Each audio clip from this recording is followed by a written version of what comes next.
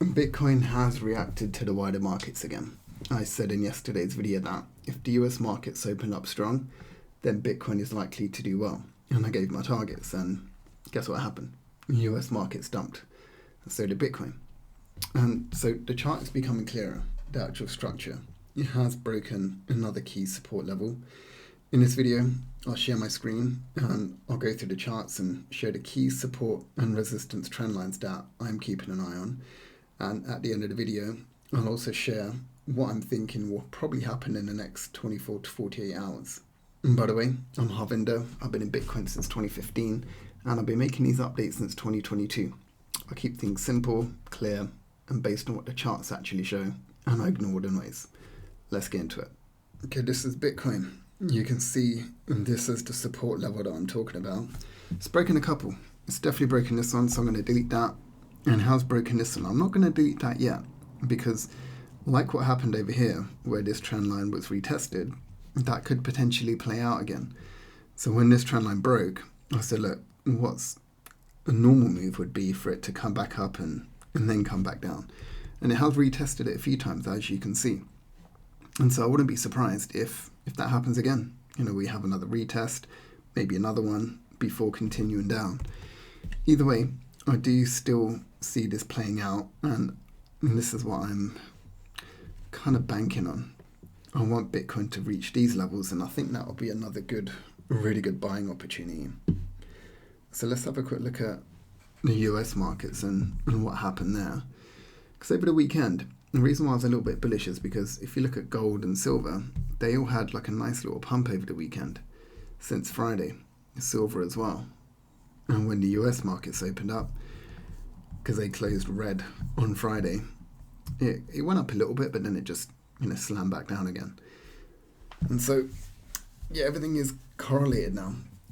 So if the general economy is doing well, then yeah, Bitcoin will do well. And it was never really like that before. It was more of its own asset, more of its own market. And so it's definitely good to keep an eye on this stuff. And so, yeah, what's going to happen from here? Now I guess we just wait. It's coming up to Christmas. Nothing much is probably going to be happening. I've been talking about this chart all year. We need liquidity. This is the problem. This is why we haven't had a real alt season. We've just had a fixed amount of money just rotating, getting into gold, getting into stocks, getting into memes, getting into some alts, getting into Bitcoin. And yeah, there's not been any more money coming into the system for people to play with, to invest with. And so, yeah, there's not really much we can do. We just need more liquidity. That's the brutal truth. This is the chart that I keep talking about. This is the stablecoin dominance chart. And you can see this trend line is holding strong. So if this continues to hold, then yeah, this just means bad news for Bitcoin, really. We need this chart to drop again. And when it does, that's when Bitcoin's going to pump. And in the last bear market, and I'm not calling this a bear market, I was keeping an eye on this. This is going up and up and up. And then I was like, okay, when this starts to fall, that's when Bitcoin's probably going to start pumping again. And it's the same with this. There's a direct correlation here. So there's different charts that you need to be keeping an eye on. You don't want to drive yourself crazy and look at everything, but I just look at the macros. This is one of the charts I was looking at. The reverse repos is another chart that I was looking at. And these are all really big, strong indicators. Like when this is over here, there's nearly 2.5 trillion waiting to be unlocked and get into the markets, and it has. And now there's no more left. There's only, 2 billion. And so, yeah, unfortunately, or fortunately, we just need to wait.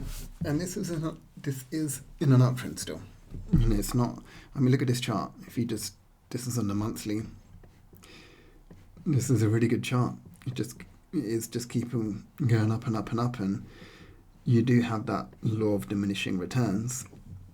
But with the fixed supply, increase in demand, it's going to continue to go up. So yeah, there's not really much else for me to say, except we just need more patience. We are in this downtrend, and what I drew a few weeks back is playing out. So yeah, we just need to take it step by step, people. Just have something else to do in life, and have investing as one of the things that you do. You have your main business, you're making money, and then you use that money to invest in the markets. And yeah, there are times it will go down, but as long as you play the long game, you will win. And if you look at the S&P 500, stocks, gold, silver, even Bitcoin now, if you play the long game, you're almost 100% guaranteed to win. It's only when you start messing around with low cap stuff like altcoins, they're not as guaranteed.